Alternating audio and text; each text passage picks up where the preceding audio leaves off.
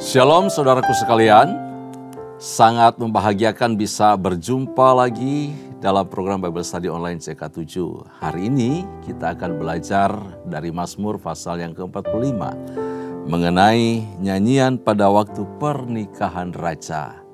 Mazmur nyanyian pengajaran dari Bani Korah yang dilantunkan pada upacara pernikahan Raja Yehuda atau Raja Israel.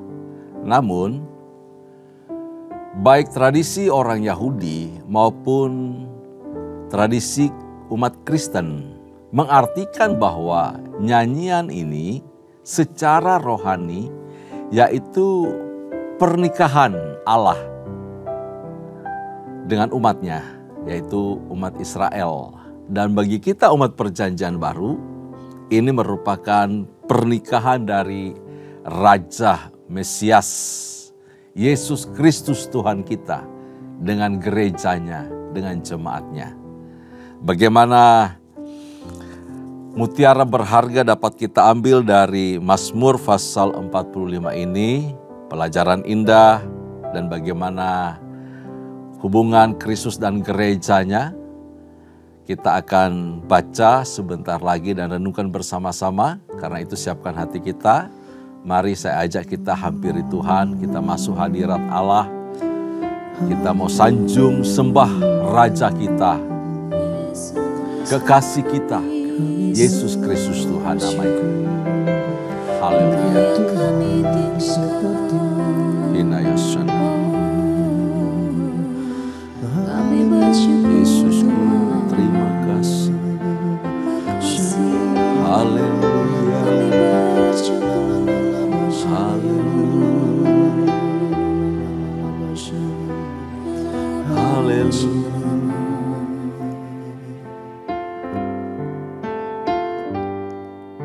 Bila ku melihat apa yang kau buat di dalam hidupku ini,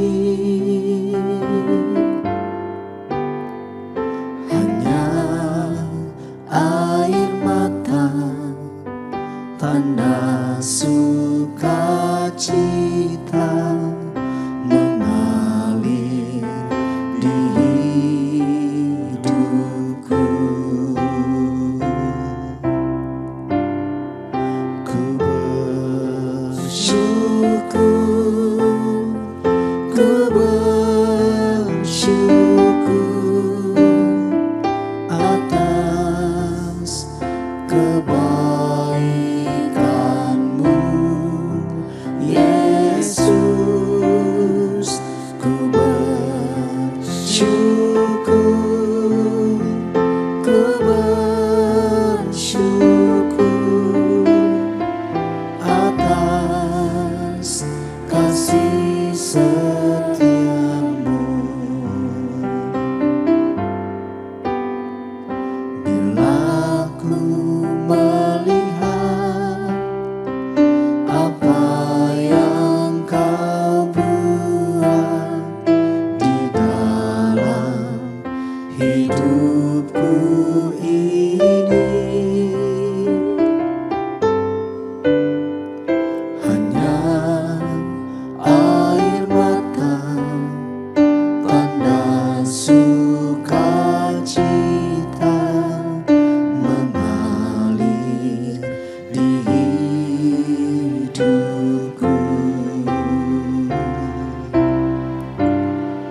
Ku bersyukur, ku bersyukur atas kebaikan-Mu, Yesus. Ku bersyukur, ku bersyukur atas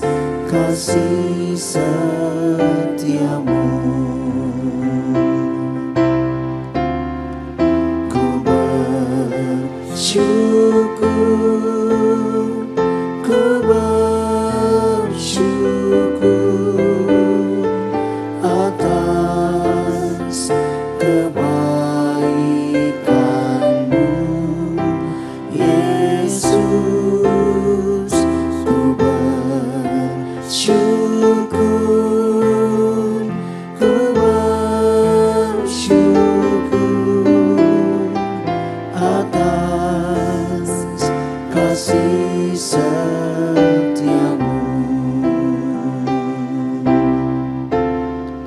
Ku bersyukur, ku bersyukur atas kebaikan-Mu, Yesus. Ku bersyukur, ku bersyukur atas kasih setiamu, atas kasih setiamu, atas kasih setiamu.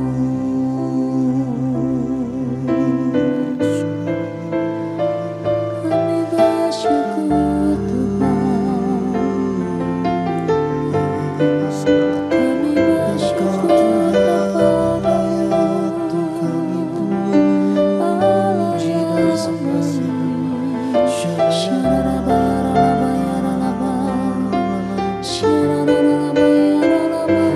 Segala yang terbaik yang Tuhan kerjakan dalam hidup ku bersyukur.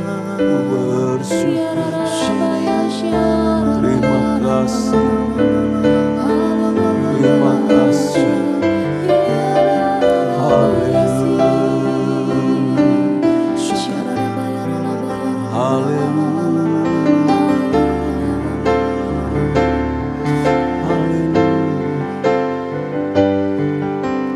Layak dipuji, disembah, Kaulah yang bertata dulu, sekarang, dan selamanya. Raja atas segala raja, nama-Mu besar termulia. Layak dipuji, disembah, Kaulah yang bertata dulu, sekarang, dan selamanya. Raja atas segala raja, nama-Mu besar termulia.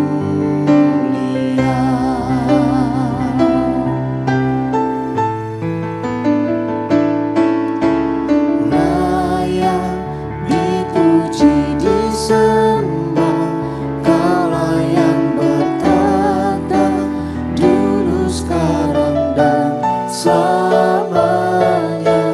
Raja atas segala raja, nama-Mu besar termulia. Layak dipuji, disembah, Kaulah yang bertata dulu, sekarang, dan selamanya. Raja atas segala raja, nama-Mu besar termulia. Layak dipuji, disembah, Kaulah yang bertata dulu, sekarang, dan selamanya. Raja atas segala raja, nama-Mu besar termulia.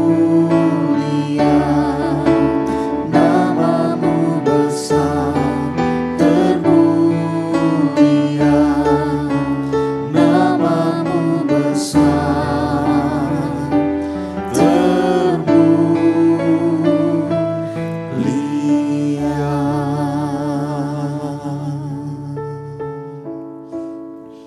Yesus Tuhan kami, Raja di atas segala raja, nama-Mu termulia di atas segala nama. Terima kasih ya Tuhan. Terpujilah namamu, hormat, keagungan, kemuliaan, kejayaan hanya bagi Tuhan kami, Yesus Kristus namanya. Inilah pengagungan dan hormat kami dari umat-Mu atas juru selamat kami, kekasih hidup kami. Terpuji namamu ya Tuhan. Kami mengucap syukur untuk urapan-Mu, hadir-Mu di tengah-tengah kami, atas kami semua. Berkati firman yang sebentar kami baca dan renungkan, supaya membuat roh kami, iman kami semakin kuat di dalam Engkau. Demi nama Yesus Kristus Allah yang hidup, kami mengucap syukur, kami berdoa. Haleluya, haleluya, amin. Puji Tuhan, Bapak Ibu kekasih dalam Tuhan, Fatsal 45 dari kitab Mazmur ini merupakan mazmur nubuatan terhadap Mesias atau mazmur nubuat mengenai Mesias sebagai raja, dan merupakan pengakuan iman mengenai Kristus Yesus sebagai mempelai laki-laki dan gerejanya sebagai mempelai perempuan. Jadi Yesus yang adalah raja di atas segala raja digambarkan di sini dengan luar biasa. Tapi dia juga sebagai mempelai laki-laki. Penggambaran yang sangat indah dari hubungan Kristus dan gereja kita, umatnya yang adalah mempelai perempuan. Nah, jadi Mazmur ini penuh dengan kabar berita baik, kabar sukacita, kabar Injil tentang Yesus sendiri sebagai mempelai laki-laki yang kemudian meminang jemaatnya, meminang gereja. Kita ini sekarang sedang dipersiapkan sebagai mempelai perempuan. Status kita mempelai perempuan. Jadi kita mempersiapkan diri sungguh-sungguh berhiaskan segala perhiasan jiwa, perhiasan roh, untuk terus makin dikuduskan, disucikan di dalam Kristus. Supaya ketika dia datang, dia menyongsong kita, menjemput kita. Sebagai mempelai perempuannya ini, kita diterima, kita layak di hadapannya.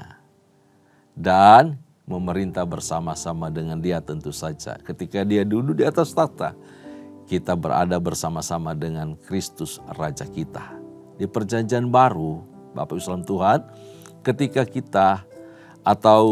ketika Yesus sedang mengajar mengenai kerajaan surga, ketika kita membaca di dalam Matius pasal 22 dan juga di dalam Matius pasal yang ke-25 ya. Ayat pertama dan ayat kedua masing-masing ayat tersebut di Matius 22 dan Matius pasal yang ke-25, Yesus berbicara mengenai kerajaan surga. Nah, ketika dia berbicara kerajaan surga, pernikahan kawin anak domba, bagaimana raja meminta dan menyongsong mempelai wanitanya atau mengundang untuk orang datang dalam pernikahan raja, maka Yesus sedang mengacu kepada Mazmur ini, Mazmur pasal 45, yaitu Mazmur untuk upacara perkawinan raja. Itu konteksnya Bapak Ibu saudara Tuhan. Lalu mengenai raja, mengenai sang raja, Yesus Kristus itu digambarkan dengan segala macam keagungan, keunggulan. Seperti apa? Mari kita baca bersama-sama dari ayat pertama lebih dahulu ya. Kita baca bagian tersebut sampai ayatnya yang ke-10 terlebih dahulu. Nyanyian pada waktu pernikahan raja. Saya akan pandu kita membaca ayat ini yang terdapat di halaman 608 buku Alkitab saya. Untuk pemimpin biduan menurut lagu Bunga Bakung dari Bani Korah nyanyian pengajaran, nyanyian kasih. Hatiku meluap dengan kata-kata indah. Aku hendak menyampaikan sajaku kepada raja, lidahku ialah pena seorang juru tulis yang mahir.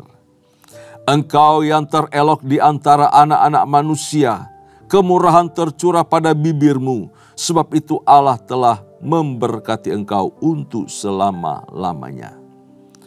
Ikatlah pedangmu pada pinggang hai pahlawan dalam keagunganmu dan semarakmu. Dalam semarakmu itu majulah demi kebenaran, peri kemanusiaan dan keadilan. Biarlah tangan kananmu mengajarkan engkau perbuatan-perbuatan yang dahsyat. Anak-anak panahmu tajam menembus jantung musuh raja. Bangsa-bangsa jatuh di bawah kakimu. Tahtamu kepunyaan Allah tetap untuk seterusnya dan selamanya. Dan tongkat kerajaanmu adalah tongkat kebenaran. Engkau mencintai keadilan dan membenci kefasikan. Sebab itu Allah Allahmu telah mengurapi engkau dengan minyak sebagai tanda kesukaan, melebihi teman-teman sekutumu. Segala pakaianmu berbau mur, gaharu dan cendana.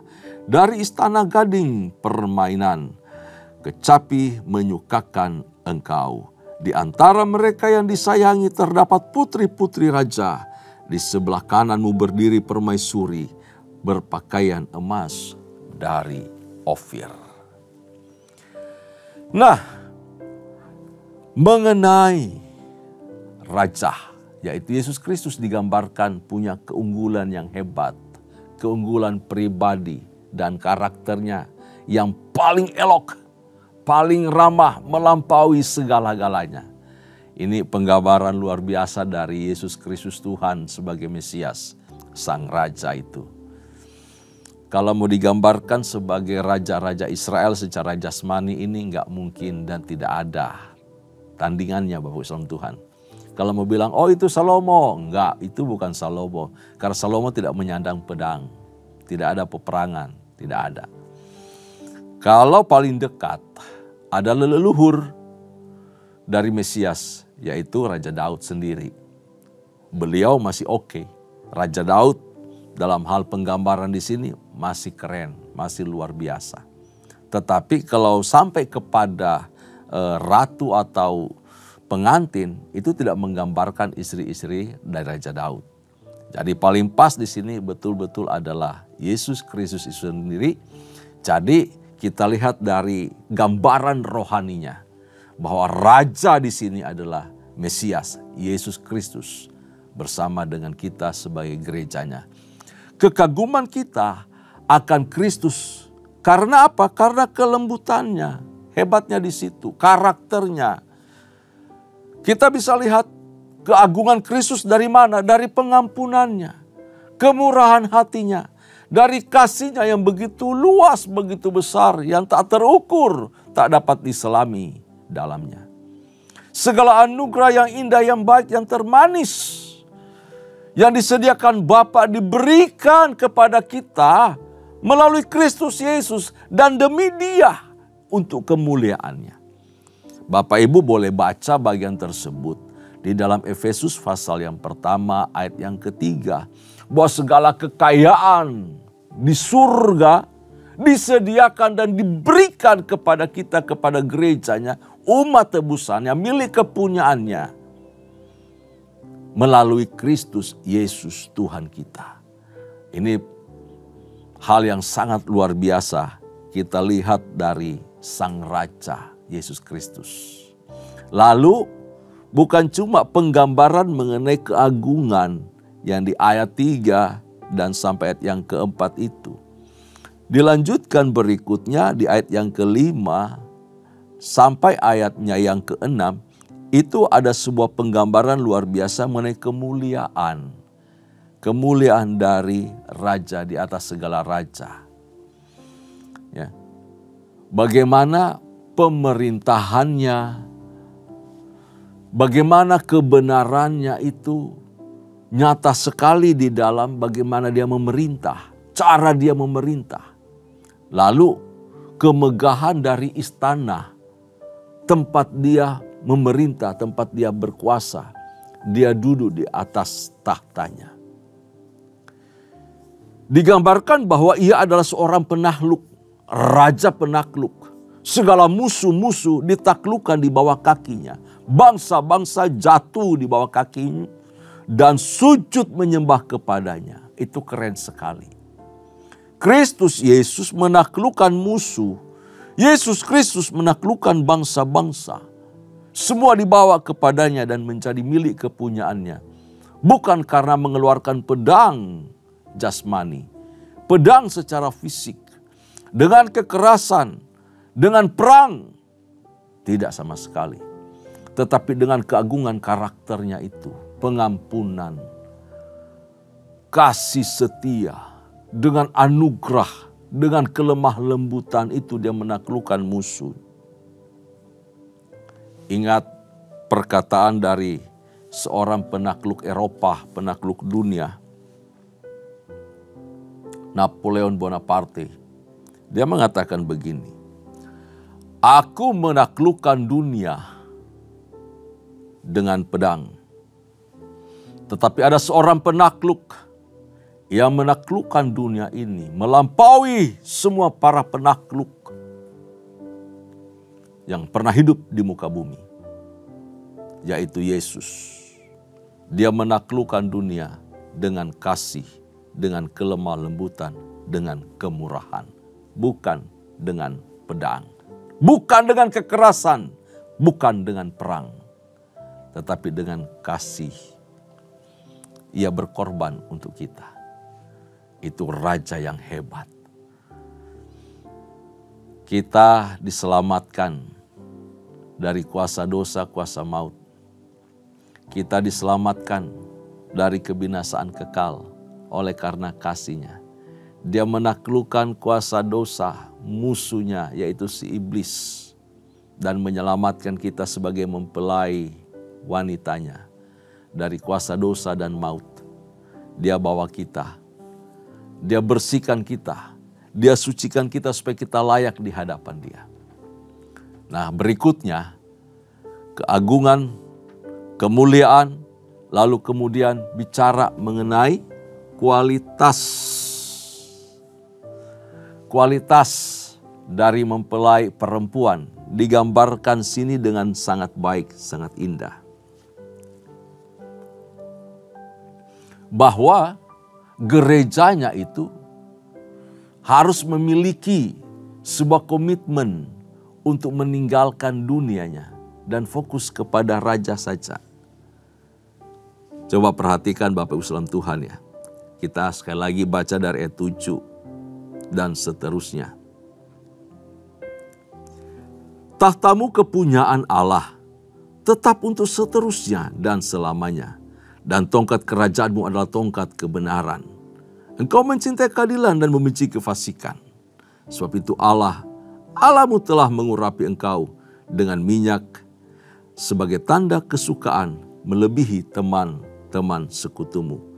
Segala pakaianmu berbau mur, gaharu dan cendana. Dari istana gading permainan kecapi menyukakan engkau. Di antara mereka yang disayangi terdapat putri-putri raja. Di sebelah kananmu berdiri permaisuri berpakaian emas dari Ofir. Ayat 11 sampai 13. Dengarlah hai putri, lihatlah dan sendengkanlah telingamu, lupakanlah bangsamu dan seisi rumah ayahmu. Biarlah raja menjadi gairah karena keelokanmu, sebab dialah temanmu, tuanmu, sujudlah kepadanya. Putri Tirus datang dengan pemberian-pemberian. Orang-orang kaya di antara rakyat akan mengambil muka kepadamu. Ini penggambaran yang sangat elok. Baik sang raja yang begitu harum, begitu indah, begitu mulia. Nama Yesus nama terindah, termanis, termulia. Rama raja di atas segala raja. Tetapi perhatikan penggambaran dari sang putri atau pengantin perempuannya. Diberitahu bahwa dia harus meninggalkan Daerah Tirus itu penggambaran mengenai kejahatan, mengenai penyembahan berhala, mengenai dosa. Itu Tirus. Jadi pengantin perempuan diambil dari lumpur dosa. Gerejanya diangkat, diselamatkan dan dipulihkan. Dibersihkan dari dosa. Ditahirkan. Kita menjadi pribadi yang baru. Karena itu kita harus meninggalkan kehidupan lama, dunia lama, Tirus kita. Dosa, kejahatan kita, penolakan kita akan Allah. Dan sekarang kita berhadapan dengan yang menyucikan kita. Kita menjadi milik kepunyaannya. Kita harus fokus kepada Dia. Untuk sujud menyembah kepadanya saja. Beribadah hanya kepada Tuhan. Kita harus mengenakan jubah kemurnian hari lepas hari. Jubah kekudusan berhiaskan emas dan perak permata. Yaitu perhiasan jiwa, perhiasan roh. Perhiasan manusia di dalam sini. Bagian innernya, bukan luarnya. Tapi manusia, batiniah kita harus disuci kuduskan terus lepas hari. Setiap waktu. Untuk supaya kita berkenan di hadapan Tuhan, Raja kita. Dan Raja pada akhirnya mempercayakan kepada kita keturunan demi keturunan. Anak-anak rohani. Anak-anak ilahi. Walaupun kita punya anak-anak secara jasmani, anak-anak itu adalah anak-anak ilahi, keturunan-keturunan ilahi, anak-anak milik kepunyaan Allah, anak-anak yang hormat, takut akan Tuhan. Tujuannya apa? Untuk memasyurkan namanya, memasyurkan Yesus Kristus di dalam kehidupan kita. Bapak Ibu kasih dalam Tuhan, di ayat yang ke-14 dan seterusnya, mari kita baca bagian tersebut. Keindahan belakang putri raja itu di dalam pakaiannya berpakankan emas.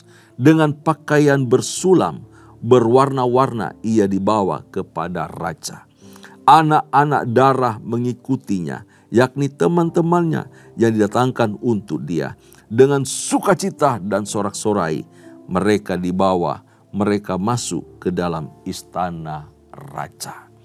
Jadi kita gerejanya tidak hanya menjadi pengantin wanita dalam penggambaran di sini, tetapi juga sebagai pengantin wanita kita memperbanyak jiwa-jiwa orang-orang yang akan sujud kepada raja dan menjadi milik kepunyaan raja. Karena itu kita punya panggilan bersama-sama sebagai gereja Tuhan untuk terus menyelamatkan orang-orang yang terhilang di luar sana. Sehingga menjadi milik kepunyaan Allah. Kita bawa mereka bersama-sama, kita mencari mempelai Kristus. Ada banyak jiwa-jiwa menjadi anak-anak rohani kita kelak nanti. Kita harus mengabarkan Injil dimanapun Tuhan tempatkan dan bawa kita pergi. Supaya mereka juga menjadi milik kepunyaan Allah. Sembari kita terus menyucikan diri kita. Membasuh diri kita. Dengan darah kudus Tuhan. Membuat hidup kita terus kudus di hadapan Allah. Layak sebagai seorang pengantin. Layak sebagai gereja yang kudus di hadapan Tuhan. Lalu masuk ke istana, kita menikmati pesta nikah anak domba. Pesta kawin anak domba. Nah, di ayat yang ke-7 sampai 18, ini disebutkan anak-anak rohani. Di sini disebutkan sebagai keturunan-keturunan milik kepunyaan Allah. Para bapak leluhurmu hendaknya diganti oleh anak-anakmu. Ya, setiap generasi akan berganti. Orang-orang kudus Tuhan juga akan berganti, turun-temurun. Dari generasi kepada generasi, milik kepunyaan Allah itu akan terus bertambah. Generasi berikutnya akan menjadi pengganti generasi sesudahnya. Engkau akan mengangkat mereka menjadi pembesar di seluruh bumi. Orang-orang punya roh takut akan Tuhan, milik kepunyaan Allah, anak-anak Allah. Mereka adalah orang-orang yang bisa mewarisi bumi. Mereka disebut anak-anak Allah. Mereka yang punya belas kasihan. Mereka yang hidup di dalam kekudusan. Mereka yang berstatus sebagai milik Kristus, mempelai Kristus, akan mewarisi bumi. Bahkan mereka memerintah bersama Kristus di seluruh bumi. Aku mau memasyurkan namamu turun-temurun. Sebab itu bangsa-bangsa akan bersyukur kepadamu untuk seterusnya dan selama-lamanya. Pujian, hormat, ucapan syukur, keagungan akan terdengar di mana saja. Dimanapun kita berada, di tengah keluarga, di lingkungan masyarakat, di gereja Tuhan, di bangsa ini, di jalan-jalan raya, di gunung, di bukit, di lembah, akan terdengar banyak pujian, banyak pengagungan kepada Raja di atas segala raja. Dimulai dari kita, terus anak-anak kita, keturunan kita, semua akan bersyukur mengagungkan Tuhan, memuliakan Dia, Raja di atas segala raja. Pujian itu membuat namanya harum dan orang akan sujud menyembah kepadanya. Ketika kita punya roh takut akan Tuhan, ketika kita mempersiapkan, membersihkan hidup kita, tetap bersih, tetap kudus. Jubah yang kita pakai adalah jubah kekudusan, keadilan, kebenaran. Maka Tuhan akan dipermuliakan. Yesus akan dikenal sebagai Raja adil, Raja mulia, dan Dia agung. Namanya akan harum, semua makhluk di bumi akan sujud menyembah. Musuh akan tunduk takut, takluk di hadapannya, dan mengakui Dia Raja di atas segala raja. Sebagai gereja, sebagai pengantin perempuan, mari kita persiapkan hidup kita terus menerus. Tuhan segera akan datang. Sebagai mempelai laki-laki akan menyongsong gerejanya. Tuhan tidak akan lama lagi datang, Bapak Ibu saudara Tuhan. Terus pelihara hidup kita di dalam kekudusan, di dalam kesucian, di dalam persekutuan yang indah. Bersama-sama dengan Dia di dalam roh yang kudus. Membawa hidup kita terus berkenan di hadapan Tuhan. Dan ketika Dia datang, Dia dapati kita layak. Dia dapati kita tak bercacat celah di hadapannya.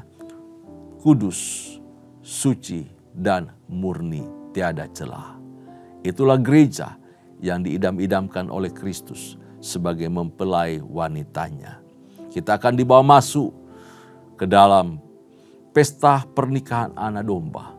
Di sana setiap kita akan bersuka cita, beria-ria, berhadapan muka dengan Raja yang kita kagumi, hormati, agungkan, dan muliakan.